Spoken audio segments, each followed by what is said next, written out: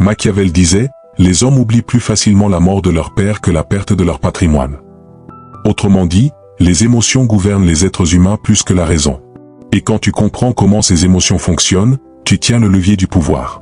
Aujourd'hui, tu vas découvrir les 5 failles émotionnelles féminines, ces points sensibles que peu d'hommes perçoivent, mais que Machiavel aurait appelés les rouages invisibles du désir et de la domination émotionnelle. Souviens-toi, le but n'est pas de manipuler, mais de comprendre.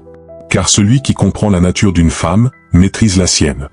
Avant qu'on entre dans ce que Machiavel aurait appelé l'art invisible du pouvoir émotionnel, prends un instant.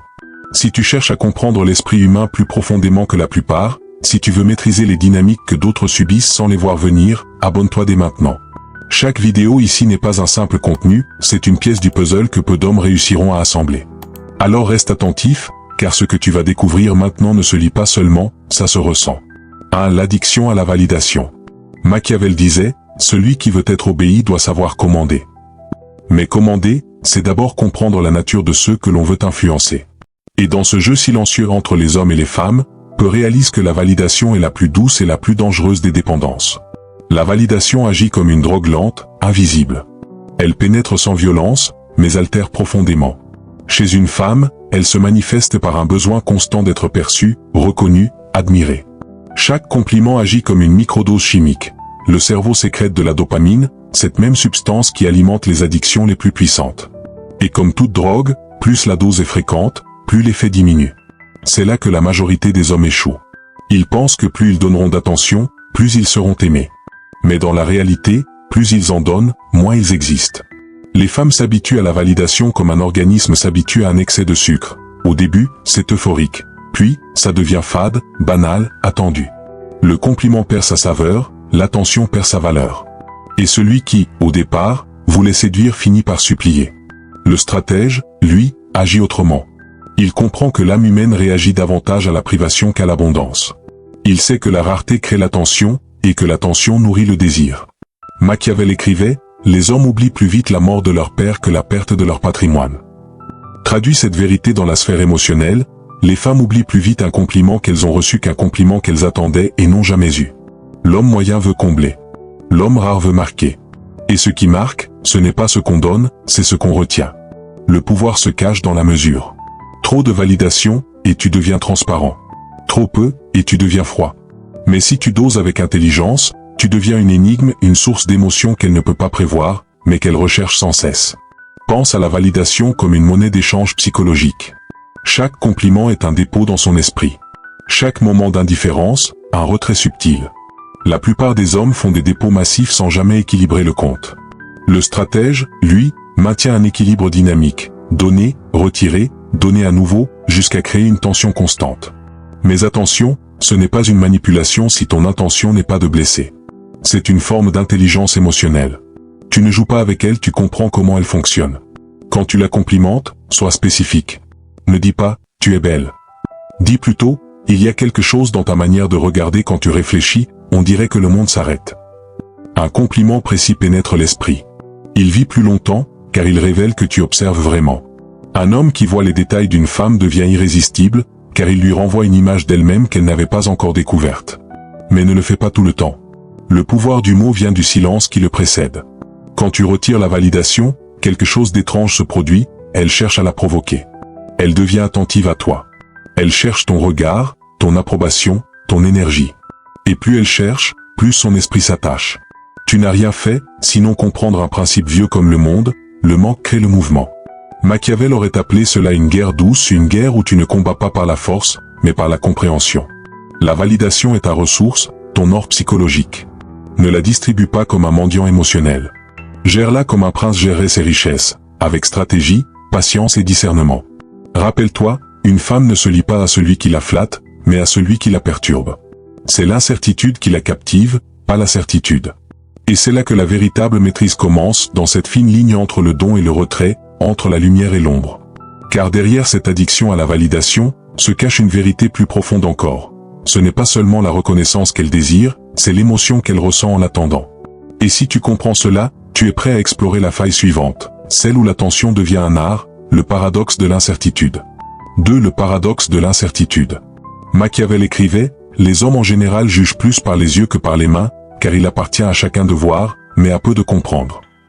Et c'est précisément là que réside le cœur du paradoxe féminin, voir ce qu'elle croit comprendre, tout en désirant ce qu'elle ne peut définir.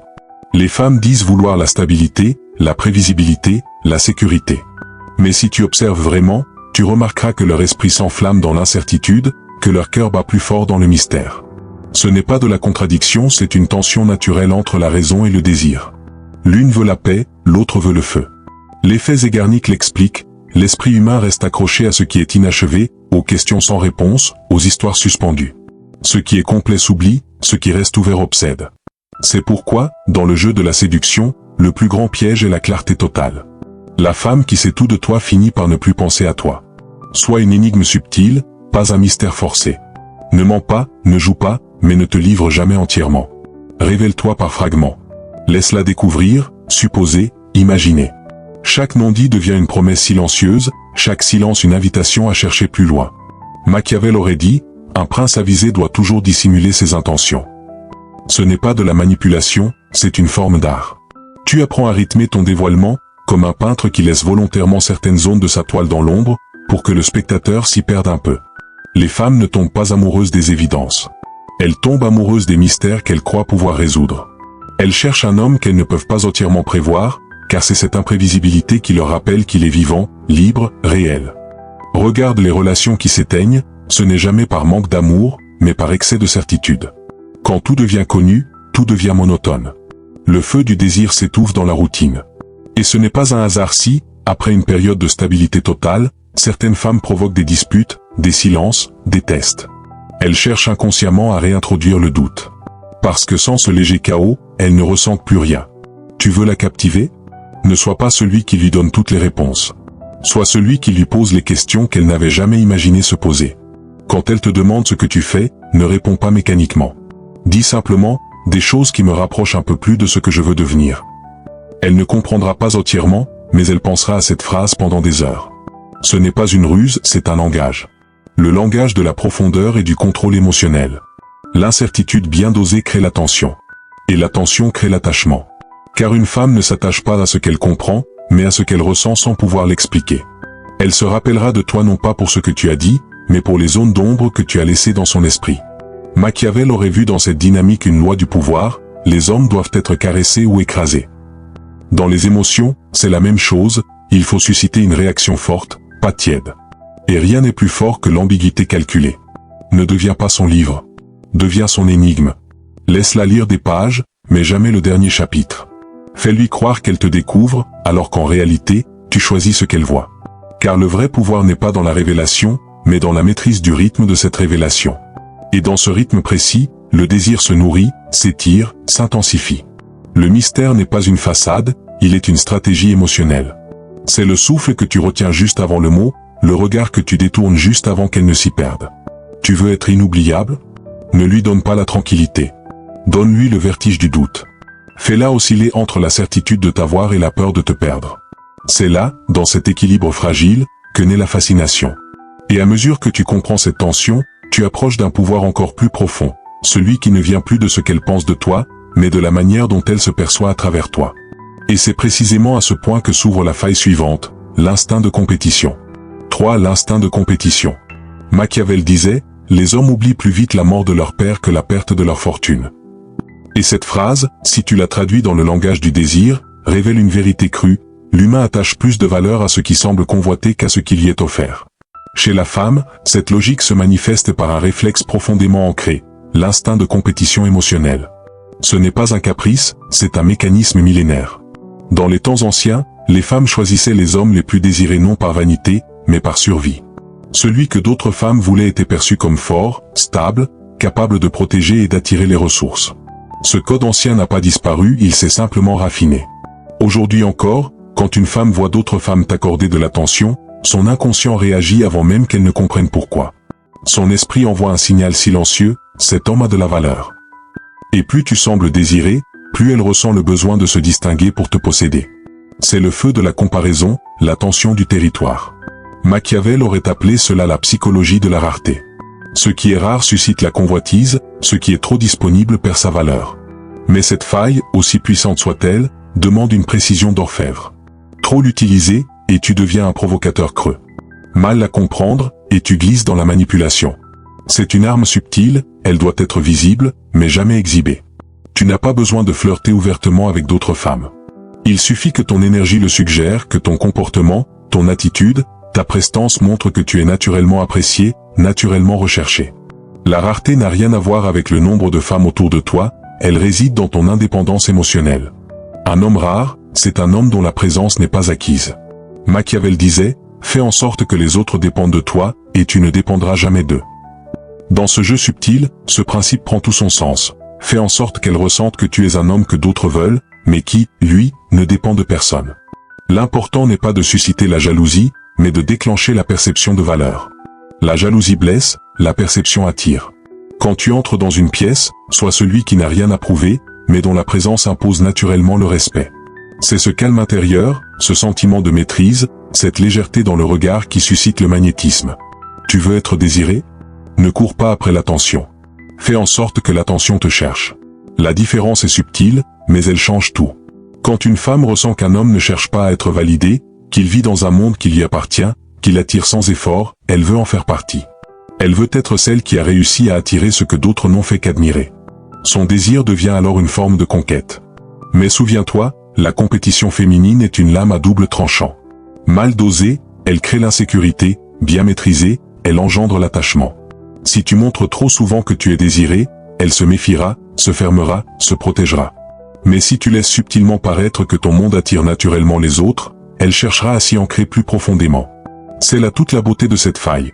Tu n'as rien à simuler, tu as juste à devenir quelqu'un de réellement intéressant, cultivé, passionné, connecté à sa mission. Les femmes sentent quand un homme feint l'abondance. Elles reconnaissent l'énergie de celui qui vit pour impressionner, et celle de celui qui avance sans chercher l'approbation. L'homme machiavélique n'a pas besoin de jouer un rôle. Il travaille sur lui-même jusqu'à ce que sa valeur parle d'elle-même. Quand ton énergie émane d'un centre solide, tu deviens naturellement magnétique. Le monde féminin y répond sans résistance.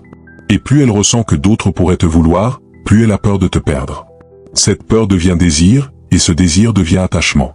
Non pas parce que tu la manipules, mais parce que tu comprends une règle universelle, le cœur désire ce qu'il craint de perdre. Machiavel aurait vu dans cette dynamique le reflet parfait du pouvoir, les hommes doivent être caressés ou écrasés, car ils se vengent des offenses légères, mais ne peuvent rien contre une grande. En d'autres mots, dans la séduction comme dans la politique, tout est question d'intensité. Soit un homme qu'elle admire, ou un homme qu'elle redoute de perdre, mais jamais un homme qu'elle oublie. Et quand tu maîtrises cette faille, tu n'as plus besoin de séduire. Tu attires. Mais ce magnétisme n'est rien s'il n'est pas soutenu par une force intérieure plus rare encore, la stabilité émotionnelle. C'est cette stabilité qui mène à la faille suivante, le leadership émotionnel. Avant qu'on entre dans la partie suivante, souviens-toi de ceci. Comprendre les émotions, c'est déjà les dominer. Et si tu veux aller plus loin dans l'art du contrôle, de la psychologie et du pouvoir personnel, abonne-toi maintenant. Chaque nouvelle vidéo te donnera une arme de plus dans un monde où si tu ne diriges pas tes émotions, ce sont elles qui te dirigent. 4. Le leadership émotionnel. Dans Le Prince, Machiavel écrit « Un prince ne doit avoir d'autres pensées, d'autres études, que la guerre et la discipline militaire. » Cette phrase n'évoque pas seulement les batailles politiques. Elle parle aussi d'une autre guerre, plus silencieuse et plus exigeante, celle qui se déroule à l'intérieur de soi. Sur le champ de bataille des émotions, l'homme qui ne se maîtrise pas devient esclave de ses impulsions, et celui qui cède à la tempête intérieure perd toute autorité sur le monde extérieur. Le leadership émotionnel, c'est d'abord une posture, une énergie. C'est être capable de demeurer immobile quand tout vacille. De ne pas être le miroir du chaos, mais son antidote. Une femme ne cherche pas un sauveur, elle cherche une stabilité dans un monde d'incertitude. Quand elle est submergée par la peur, la colère ou la confusion, ce qu'elle observe n'est pas ce que tu dis, mais comment tu réagis. Ta présence devient son baromètre. Si tu restes calme, elle se calme. Si tu t'effondres, elle se sent perdue. C'est là que se mesure la différence entre les hommes qui séduisent et ceux qui inspirent. Le séducteur éphémère cherche à rassurer, à plaire, à réparer. Le leader émotionnel, lui, n'essaie pas de résoudre les émotions, il les contient. Il devient un espace où la tempête peut se décharger sans détruire. Machiavel aurait dit, « Celui qui maîtrise ses passions commande aux autres, celui qui en est esclave devient leur jouet. » Cette vérité prend tout son sens ici. Car celui qui reste maître de ses émotions finit par maîtriser celles des autres, non pas par manipulation, mais par résonance. Une femme ne s'attache pas à l'homme parfait, elle s'attache à celui qui, dans sa présence, lui donne la sensation d'être en sécurité, même quand tout s'effondre. Ton calme est ton autorité. Ta sérénité est ta séduction. Et ta stabilité devient sa dépendance émotionnelle. Imagine une scène simple, elle est bouleversée, perdue dans ses pensées, son ton s'élève, ses mots dépassent sa raison. L'homme moyen réagit, il s'énerve, il se défend, il s'emporte. Mais le stratège, lui, ne bouge pas. Il observe, respire, laisse la vague passer. Et quand elle s'essouffle, il parle peu, mais juste. Un mot, un regard, un silence bien placé, voilà ce qu'elle retiendra. C'est dans ces moments que naît le respect. Pas parce que tu imposes, mais parce que tu incarnes. Car un homme qui se contrôle devient pour elle un repère dans le tumulte. Et ce repère devient, avec le temps, une forme d'autorité émotionnelle. Le leadership émotionnel, ce n'est pas dominer. C'est diriger sans forcer. C'est comprendre que les émotions d'une femme ne sont pas des obstacles à résoudre, mais des vagues à naviguer. Et plus tu avances dans cette mer sans chercher à la contrôler, plus elle t'accorde sa confiance. Machiavel l'avait compris dans le domaine politique, il est plus sûr d'être craint que d'être aimé, si l'on ne peut être les deux. Mais ici, la peur ne signifie pas la crainte de toi, c'est la crainte de te perdre. Quand tu incarnes cette stabilité rare, elle sait qu'un seul faux pas pourrait lui faire perdre ce point d'ancrage qu'elle ne trouve chez personne d'autre. Ce type de pouvoir ne se déclare pas, il se dégage. Il n'a rien à voir avec la dominance physique ou verbale. C'est une gravité silencieuse, une présence qui rassure sans un mot. Tu deviens comme un centre de gravité autour duquel tout s'équilibre. Et dans ce monde instable, saturé de bruit, de distractions et de faux leaders, celui qui demeure calme devient une anomalie fascinante. Une femme peut résister à la beauté, à l'argent, à l'intelligence. Mais elle ne peut pas se détacher d'un homme qui, par sa seule présence, apaise son chaos intérieur. Alors souviens-toi, le pouvoir véritable ne se mesure pas à ton influence sur les autres, mais à ton autorité sur toi-même. Celui qui se gouverne devient naturellement celui qu'on suit. Celui qui maîtrise son monde intérieur finit toujours par influencer celui des autres. Et quand tu atteins cette forme de maîtrise, quelque chose de plus fin commence à se jouer. Tu cesses d'appliquer les mêmes stratégies à toutes les femmes, car tu commences à comprendre que chacune d'elles est un univers unique, avec ses propres déclencheurs, ses propres failles. C'est là que naît la dernière clé, la plus subtile, la plus raffinée, la personnalisation psychologique. 5. La personnalisation psychologique. Machiavel écrivait « Tous voient ce que tu parais, peu perçoivent ce que tu es ». Et c'est sans doute la phrase qui résume le plus finement cette dernière faille, la personnalisation psychologique. Chaque femme, derrière son sourire, ses mots et ses silences, cache un ensemble unique de déclencheurs émotionnels. Chez certaines, c'est l'addiction à la validation, elles ont besoin d'être vues pour se sentir réelles. Chez d'autres, c'est le mystère, elles brûlent du désir de comprendre ce qu'elles ne peuvent saisir. D'autres encore cherchent à être rassurées, à ne pas perdre leur place dans ton univers. Chacune a son architecture émotionnelle, son propre langage intérieur. Le vrai pouvoir ne consiste donc pas à appliquer les mêmes stratégies à toutes. C'est de voir ce que personne ne voit. D'observer attentivement les détails, les inflexions de sa voix quand elle parle de quelque chose qui compte, les sujets qu'elle évite, les mots qui la touchent, ceux qui la crispent. Ces détails sont les failles invisibles à travers lesquelles s'expriment ses besoins profonds. L'homme machiavélique ne manipule pas ses failles, il les comprend.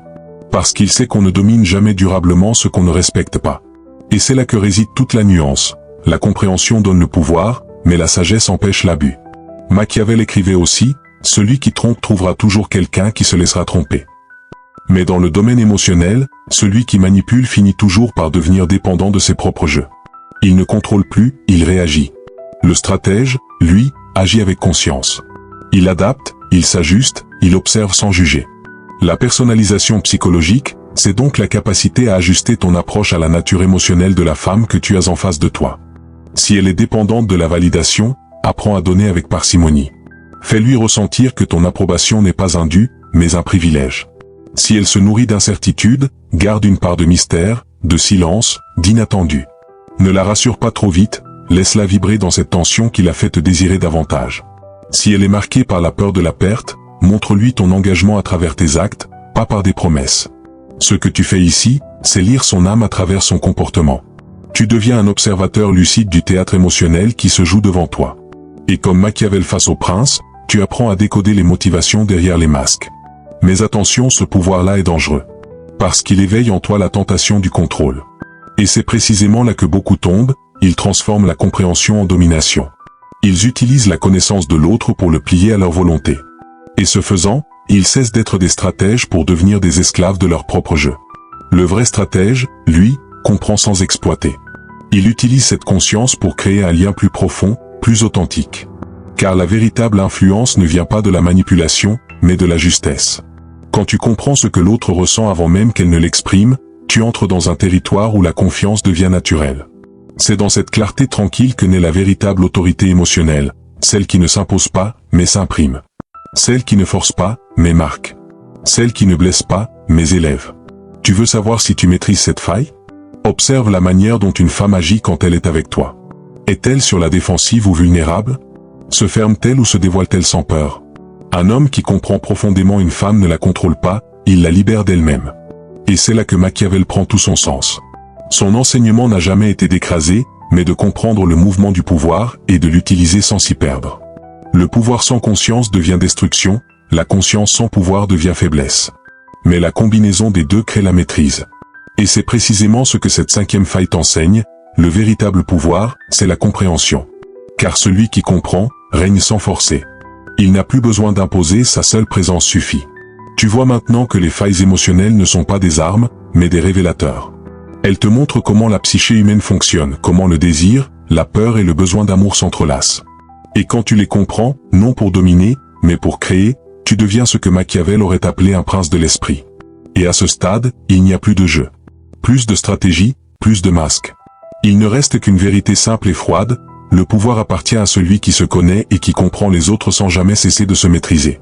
Si ces vérités t'ont ouvert les yeux, alors tu sais déjà que la connaissance est la forme la plus rare de pouvoir. Ne quitte pas ce chemin maintenant. Abonne-toi, car ce que tu viens de découvrir n'est qu'un aperçu. Le reste appartient à ceux qui choisissent d'aller plus loin.